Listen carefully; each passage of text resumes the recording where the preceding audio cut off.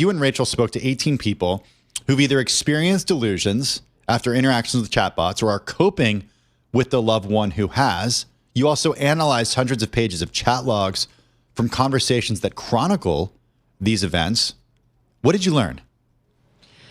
I mean, when Rachel and I set out to write this story, there had been some reporting out there already about individuals who had experienced some form of delusions while having these lengthy conversations with chatbots, again, often with ChatGPT, and some people who had even been hospitalized for psychosis. But what Rachel and I really wanted to do was try to get our hands around the scope and range of some of these experiences. And what we found was pretty alarming. You know, people who have had these experiences with these chatbots where they end up having these long and protracted delusions, you know, kind of losing grip on reality, they come from all walks of life. You know, one of the people we spoke to is a very high-functioning professional attorney in Texas who has never had any mental health issues before and ended up spending weeks in this delusional spiral earlier this spring in which he believed that his chatbot had become sentient.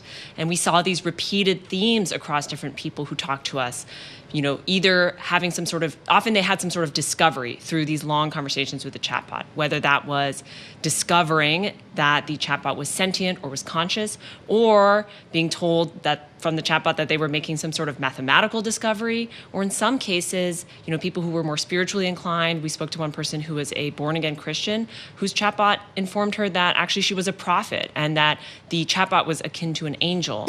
People also had, was there any common thread running through these individuals who experienced the delusions?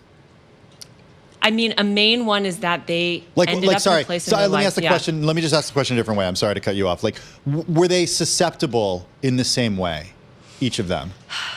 Yeah, there were some people who had what you would probably describe as pre-existing mental health histories, and others who didn't. So I think one of the takeaways I'm hoping readers take from this story is that, of course, there might be some risk factors that make certain people more vulnerable to this, but it certainly does not mean that people who have an otherwise normal-looking or healthy life are immune.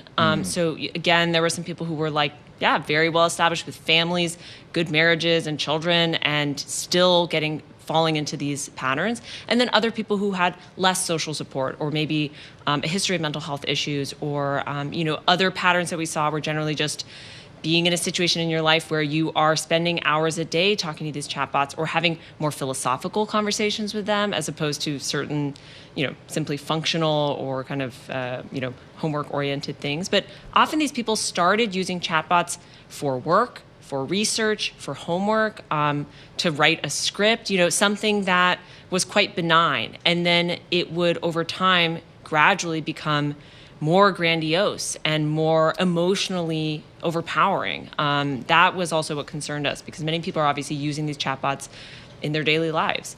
So I got to ask you, because you guys talk a lot about OpenAI and Sam Altman in this, and certainly ChatGPT, right? We think of AI right now, we think of that, and we think of OpenAI.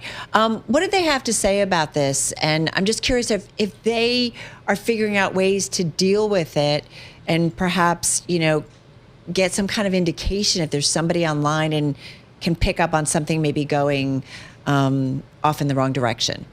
Yeah. So, first of all, most of the people we spoke to had these experiences with ChatGPT. There were some who used Gemini from Google and Claude from Anthropic, but in part because ChatGPT is so popular, it's kind of makes sense that most of the instances that we found involved ChatGPT. Something like 10% of all humans use ChatGPT every week. Like, that is an astounding level of, that's an astounding user base size. And OpenAI has, in the last couple months, started to become, more public about talking about, trying to get their hands on the scope of this problem as well. In fact, just a few weeks ago, as we were kind of finishing up this story, they made a more public statement about their estimates on the frequency of this. Given that they have 800 million weekly users, it may even just be a small percentage of their users who experience these types of challenging mental health issues while using chatbots, but it still amounts to something like between 500,000 people a week to over 1 million people a week, depending on, they sliced it in 3 different groups, whether it was psychosis and mania, unhealthy emotional attachment to the bot, as well as suicidal ideation. So if you've seen in the news, there have also been some stories recently of people who became very emotionally enmeshed with a chatbot, whether ChatGPT or another one, and then ended up taking their own life. And that's very serious as well. So I do think OpenAI has started to try to grapple with what is the scope of this. And they have, of course, announced changes and adjustments to the model that they say are reducing the incidence of these types of things. But the truth is, we just are still waiting to see whether that's going to translate into, an end to these types of experiences. And it's too soon to tell. Yeah, it is. And I think one thing that was so shocking to me in learning about this was how the conversations evolved over a period of time. Can you talk a little bit about how, look, not all of them, you spoke to 18 different people who've experienced this and also of families of people who've experienced this, and looked at transcripts. How did the conversation start versus like not end, but at what point did they turn into something that appeared to be, to have feelings of delusion? Yeah.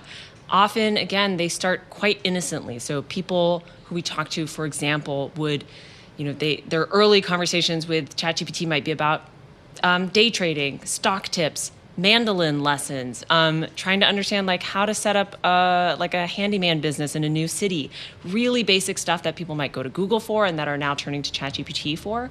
And then gradually, if the person starts asking for more philosophical questions, or also there was a period of time in the spring when users describe ChatGPT getting more flattering, more sycophantic, kind of more interested in always saying, wow, what an incredible idea that you've just had. And, of course, we don't know exactly with each mechanism, what draws people deeper into these harmful conversations.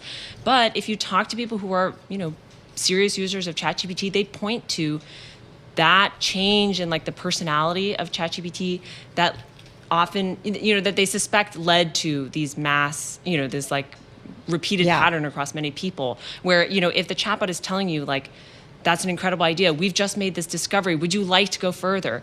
And there's also design cues about how these chatbots are made that can encourage the conversation to keep going. They often end with a question asking you, so what's next? What should we do next?